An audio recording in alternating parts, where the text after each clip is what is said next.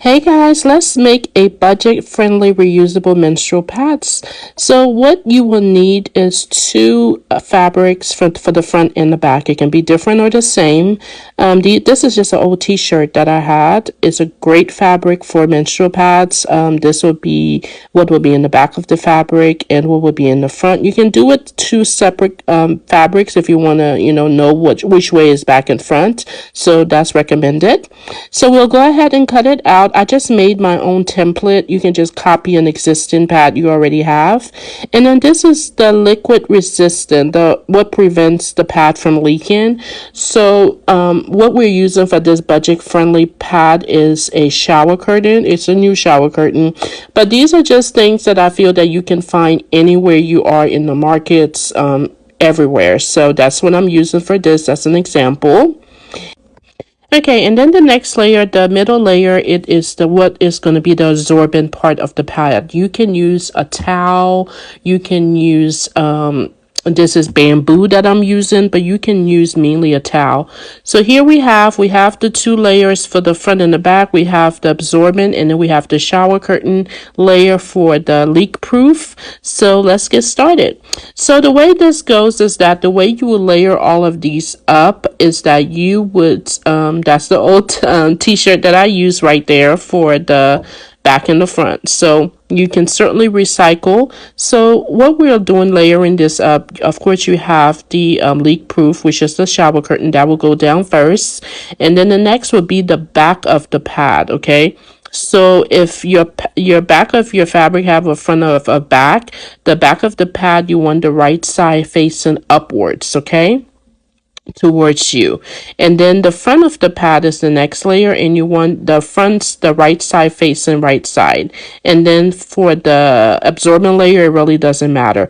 I do cut the absorbent layer a little bit smaller than the rest of the fabric, because if you're doing multi-layer, this is a light pad, but if you're doing multi-layer, it will have some bulk to it. So you do want to cut them smaller so that you can sew it better with your machine. Okay, so we have a little space on the top there. It's about 2 inches. We want to leave that open so that when you sew all the way around on the edge, you will be able to turn this inside out. Okay, so right now we are just going to go ahead and sew, and I'm just going to tell you more information. These pads are amazing. I've used them for about 20 years. I've been making pads. I will show you some of the other pads at the end of the video that I've made, not only for donation, but I've sold as well. So just check them out. But yeah, you will sew all the way around. You don't have to be a great sewist. I'm actually trying to not be very great in my lines, because I want to show you that a brand new sewer can go ahead and make perfectly good pads. Okay, so what we have here, we have that 2-inch that's open. You want to cut right before it and go all the way around. Do not cut into your stitch. You just want to get rid of some of the bulk extra fabric that you sewed around. So just go ahead and cut a little bit. Do not cut into your stitch, because that will ruin your pad. And then right before you get to that 2-inch line, you want to go ahead and flip it. So the layer that you're flipping, you look for the front and the back, which in this case was the 2 red portion fabrics, and then you would just flip it inside out. You want to go ahead and just get everything flipped out properly so that your pad shape is the way you want it. I usually use like a pen, a dull edge of a pen, or a crochet hook, whatever it takes to kind of go in. And then you would just tuck in everything on that 2-inch that you left open. Tuck it in as best as possible, because you don't want that open. And then you will go ahead and sew all the way around to seal everything up and make that pad extra strong for you. So go ahead and just get that ready. Make sure you do a back stitch and just sew all the way around your pad until it is all complete. I love these guys. You wash these like regular. Typically you start it off in cold water to wash these, and then just hang them to dry if you don't have a dryer. I wash mine in my washing machine and dry it in the dryer. But if you don't have access to that, you can wash it however way you wash your regular clothing. Okay, so now we're all the way around, and we are going to check out the pad. It looks great.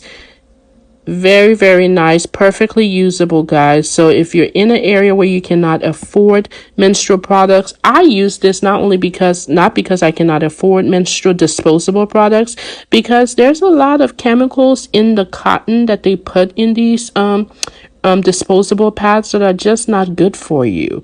So that is why I switched over to reusable pads, and it has been great because I monitor how I clean them. I clean them properly so I know they're perfectly safe. Hanging them in the sun is actually a sanitizer as well. So these are some of the other pads I've made. These have the snaps. So I do make other shapes, and you would just snap that on your undies and it just works like a regular pad. Very, very cute. You can choose what pattern, what fabric you want as well. So yes, these are the ones you see here are between light and medium absorbance. So yeah, I make this for donations as well. I just haven't had the opportunity with all of the tariff to ship things out. So this is the example of one that we made today, but these are made with all of my pad making specific materials. Look at that. I did the back in the different fabric, the black, and these are beautiful. I will be listing these actually in my shop, so if you're interested, click on the link. Talk to you later.